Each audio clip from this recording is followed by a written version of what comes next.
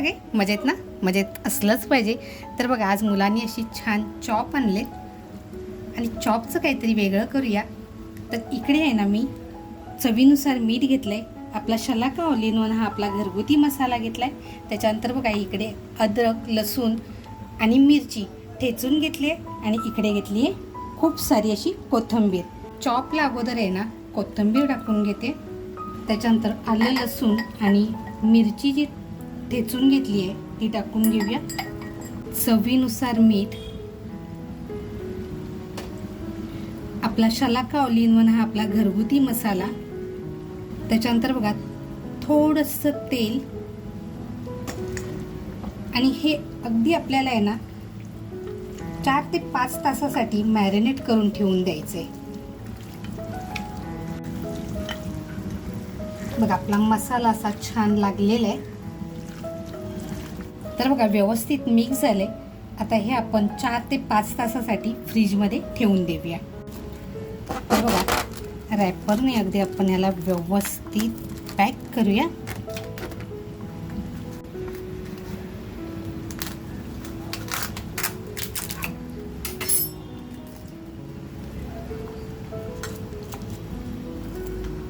Many unbearable hours later.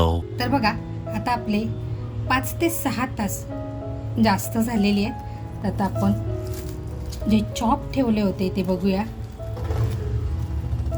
तर बघा आपले चॉप अशी मस्त मॅरिनेट झालेले आहेत. तर आता आपण हे 1 ते 2 कुकरच्या शिट्या काढून घेणार आहोत. आपल्याला थोडे हे शिजवून घ्यायचे. तर बघा कुकरमध्ये अगदी थोडंसं तेल टाकते आणि छान आपल्याला असं तेल तापून घ्यायचे. तर बघा आपलं तेल पण छान तापले.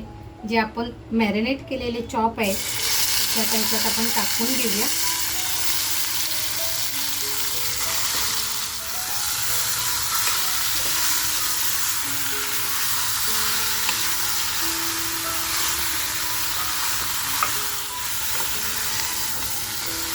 तेल बघा अगदी आपण थोडंसंच टाकलेलं आहे.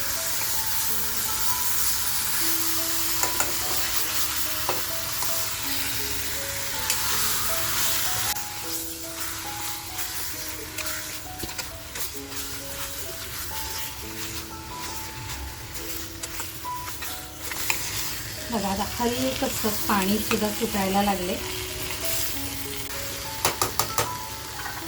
आता बघा मॅरिनेट केलेल्या भांडं धुवून थोडंसं पाणी टाकून घेते.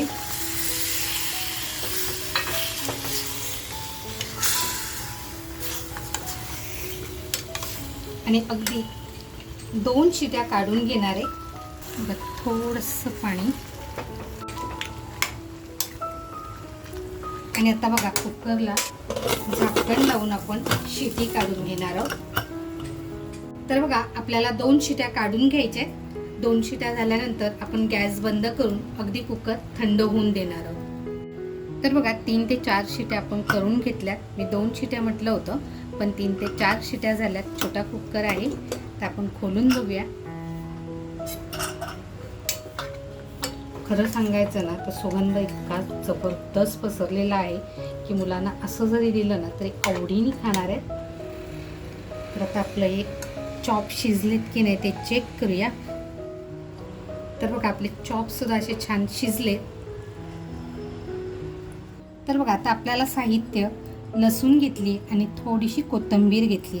इथे जर तुम्हाला आहे ना कांद्याची पात जरी हवी असेल ना तरी तुम्ही ती टाकू शकता. कोथिंबीर आपण अशी छान कापून घेऊया. लसूण पण बघा आपण अशी हलकीशी टेचून कापून घेणार आहोत. तर बघा साहित्य आपल्याकडे थोडीशी लसूण आहे, कोथिंबीर आहे आणि इकडे आपले किती छान चॉप्स तयार आहेत. तर याच्यामध्ये आपण ज्यावेळेस मॅरिनेट केलं होतं त्यावेळेस सगळं टाकलं होतं म्हणजे आपला घरगुती मसाला. त्याच्यामुळे आता मी काय एक्स्ट्रा वापरणार नाही आहे आणि ह्या पाण्याचाच आपण पुढे जाऊन वापरही करणार आहोत. तर बघा तेल टाकते. ते पण अगदी थोडंसं तेल आपल्याला छान असं तापून घ्यायचे. तर बघा चॉप आपण असे काढून घेऊया. तर बघा आपलं तेल छान तापलंय. लसूण टाकूया अगोदर. थोडीशी कोथिंबीर टाकूया आणि आता आपण जे चॉप घेतले ते चॉप टाकूया.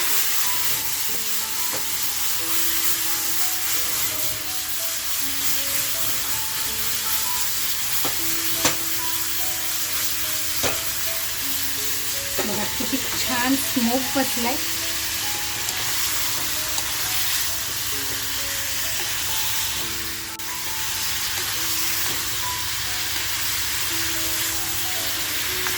आता इथे बघा आपण कांद्याचा किंवा कशाचाच वापर केला नाही. इथे जर तुम्हाला कांद्याच्या पातीचा वापर करायचा असेल तर तुम्ही करू शकता. जे आपण चॉप शिजवताना पाणी टाकलं होतं ते थोडंसं आपण टाकून घेऊया. म्हणजे उरलेली जर काही कसर असेल, शिजलं नसेल तर ते असं छान शिजलं जाईल. आणि हे आता आपल्याला मस्त असं सुकवून घ्यायचं आहे. तर बघा चॉप शिजवलेलं पाणी होतं ना ते सुद्धा मी याच्यामध्ये टाकलं, कारण त्याच्यामध्ये सगळा अर्क होता. आणि आता आपण हे बघा मस्त असं फटफटीत करून घेतलेलं आहे. मिरची घेतली आहे आणि मिरची अशी क्रॉसमध्ये कापून घेते. मस्त मिरची टाकूया, वरून कोथिंबीर आणि एकदा फक्त आपण याला हे चॉप फिरून घेऊया. बघा अगदी साधी सोपी पण अगदी खाण्यासाठी म्हणाल ना तर आहा एक नंबर अशी ही आपली चॉपची रेसिपी तयार आहे. तर मित्रांनो आपले असे चॉप फ्राय झालेले आहेत. गॅस बंद करूया आणि आता मस्त असं आहे ना भाकरीबरोबर किंवा पोळीबरोबर गरम गरम असं ताव मारायला सुरुवात करूया. तर आता आपण काढून घेऊया. मित्रांनो आज बनवलेली ड्राय चॉप फ्राय ही रेसिपी तुम्हाला जर आवडली असेल तर नक्कीच एक लाईक करा. चॅनलवर जर नवीन असाल आणि तुम्हाला रेसिपी आवडली असेल तर आवर्जून सबस्क्राईब करा. मस्त खा आणि स्वस्त राहा. त्याचबरोबर आपल्या मित्र परिवारामध्ये शेअर करायला विसरू नका. थँक्यू. तर बघा आपला चॉप सुद्धा बघूया आपण. एक नंबर बघा मित्रांनो. हे असंच खाण्यासाठी आहे ना मुलांना खूप आवडतं. आपण स्टॉलवर जातो आणि चॉप रेसिपी ऑर्डर करतो तर आपण ही सोप्या पद्धतीने अगदी घरी बनवू शकतो. तर नक्की तुम्ही तुमच्या घरी ट्राय करा.